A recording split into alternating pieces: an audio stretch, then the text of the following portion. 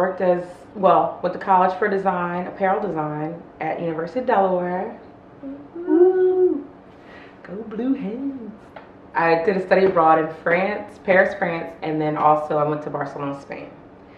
But all my study abroad, I fell out of love with fashion design, and it more had to do with the structure of the industry.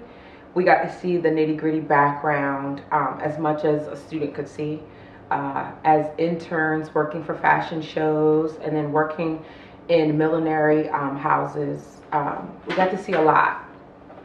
So I actually fell out of love with, or I put it on a back burner with fashion design, and I fell in love with interior design. We got to see how interior design houses worked also, because the textile industry was a large component of our study.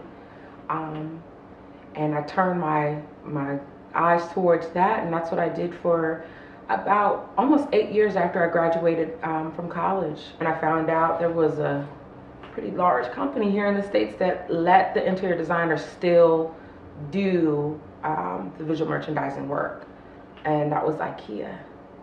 I learned tons and tons and tons, and it made me love interior design even more, actually.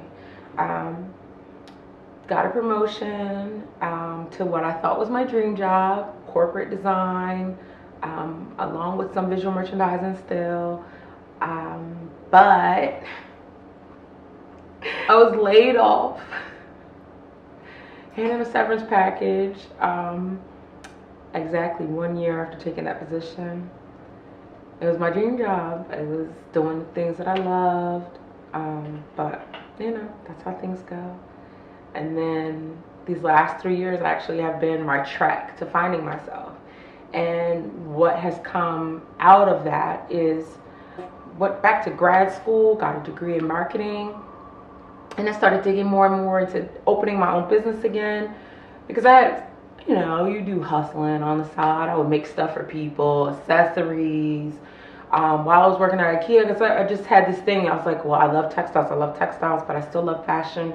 Something in me was still hankering for the fashion part of textiles, and I started selling backpacks or purses that I made, and jewelry. Even came back to Maryland, did a couple of trunk shows. I was put in a couple of boutiques. An amazing time. And when I got laid off, my eyes started turning back towards it, opening my own business again. And at first I just did marketing.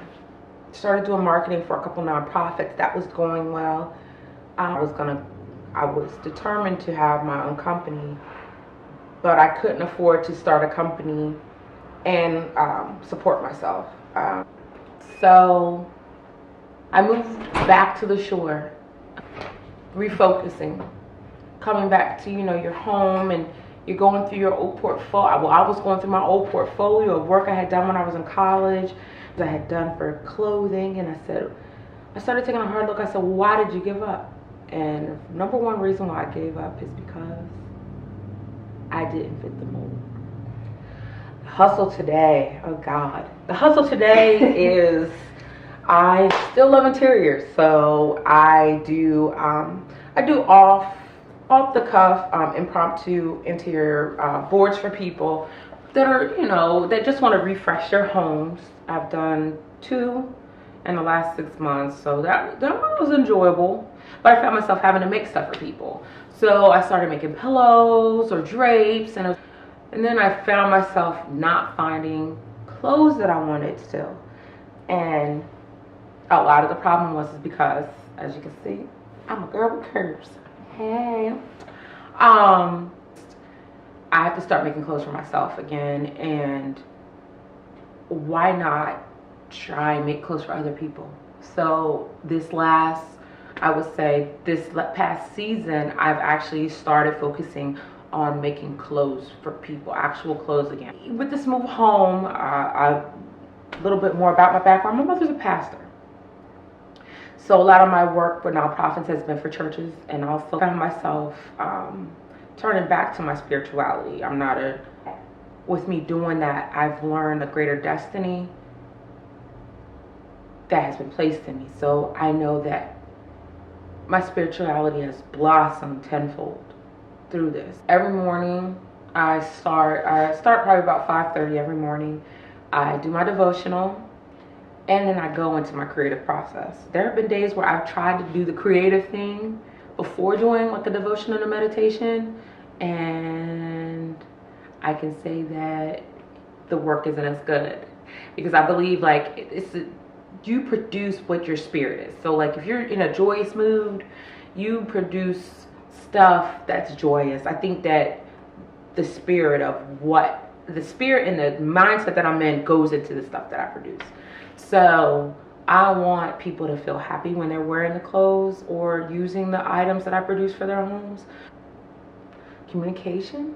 I think that's weird. I know it sounds weird, but that is the balancing thing. Like I can say I want to designate my mornings to only doing, like, say for instance, my forecasting, my boards, my outfits online, my blogging, or you know, even doing sketches and stuff like that. I can say that I only want to dedicate my AM to that.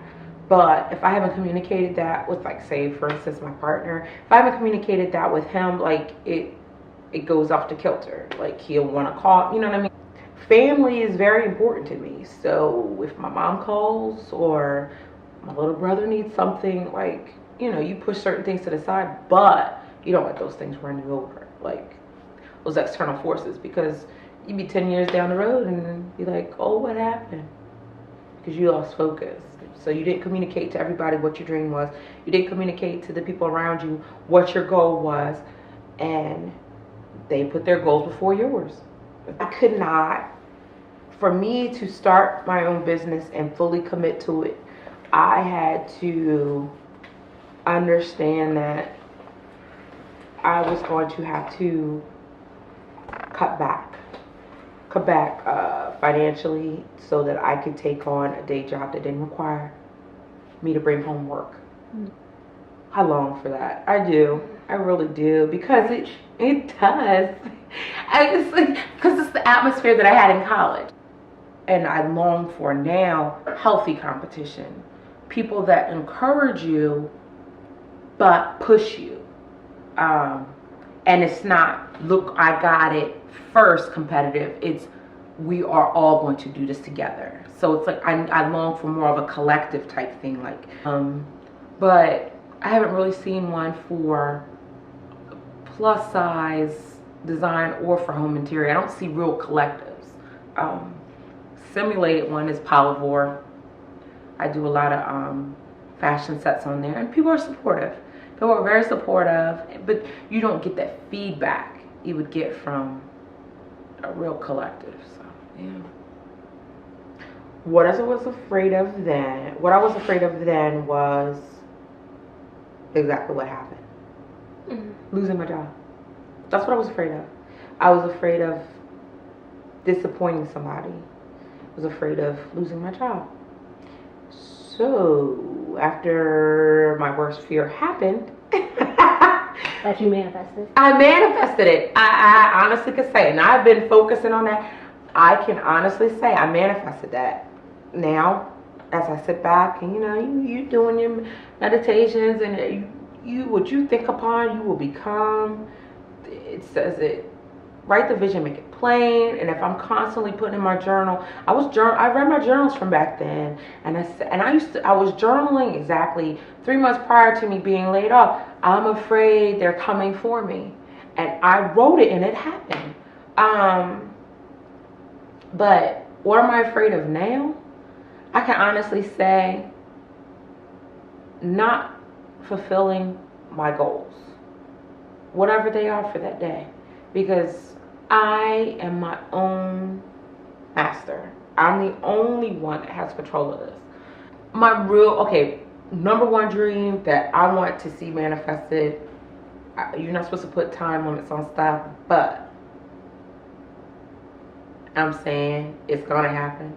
What I know will happen soon is my company becomes sustainable, where I can leave my day job, where I can support myself and my spouse, well, hopefully spouse, that's another dream, where we can live off of this grind. Like, let me dream all day. Let me dream out loud all day long. Yeah, not keep it wrapped up. That dream out loud all day. That's my dream. And let those things manifest and help other people manifest their dreams. I mean, at the end of the day, like, we're all a piece of a puzzle. So I know that my niece seeing me and, you know, receiving the gifts that I make for her inspires her to keep going. She said it. She's 9 years old and she said it. She's like, "Oh, Nada, I'm gonna do that." Like, you know what I mean? Like, so I can see how me chasing my dreams are inspiring that little girl to chase hers.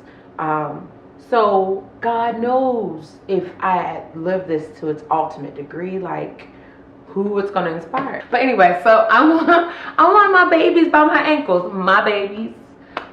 Even if they're adopted, I want kids. I know that this business is not, I don't see this as just for me.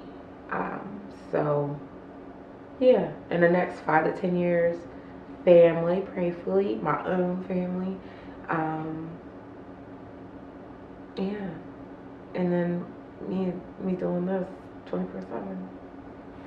My bills are paid. I'm starting to save. I'm doing my dream. I'm exhausted. I'll admit it. I'm exhausted. I know I got bags. I'm exhausted, but this for me right now is a good life. My head is clear. My vision is clear. That's a good life for me. Being able to say, okay, here's a goal. I want to conquer it. Good life. Honestly, this is a good life for me. Family I love, that loves me. Oh God, I'm gonna get all mushy. But like, just support, like, you, to have people, like, to know. I went through hell these last 3 years. I had a friend beg me. I sat in my car. I was sitting in my car, and I had my car packed, and I was gonna live in my car. I had decided to live in my car, and I had a friend sit in the car with me and like beg me, "This, you can do better. You have people that love you. You will sleep on our couch." The people that reached out to me when I was at the bottom, and the people that are still here with me as I'm trying to climb back up and that are supporting me, this is good. You know what I mean? When I'm making a pillow, for it to be an authentic pillow, it has to have certain attributes. And for me to be an authentic person, I have to have certain attributes. But all my pillows don't look alike. So for this pillow to maintain its pillowiness, it just has to maintain certain things. For me to maintain my authenticity, I have to maintain certain things. And I'm a cornball. I'm a geek. I'm an observer. So, I mean, those in itself, those things in itself, those baseline things, if I maintain those things, you can't say Renata's not keeping it real, because Renata's keeping it real. You know what I mean? Like, so either you're going to live in the light or you're going to live in the dark. And the ultimate only way you're going to live in the light is when you are feeding that seed that is you, that's connected to the rest of the world, that real substance of you. When you're feeding that, you're walking towards the light. Keep chasing your dream. It's going to be hell. It's going to be hard. But nothing worth having. I know it's corny, whatever. But it's the truth. Nothing worth having isn't going to have hard work to it. So, I mean, and the hard work doesn't necessarily have to be work. As a dream hustler, like, realize that a lot of the work is keeping focused on your dream. A dream hustler is a person that's going after that thing that's inside them. It doesn't have to be a business. It can be just you, like your authentic self. You're hustling after that dream. You're putting in the work for that dream. Yeah. All right. Thank you.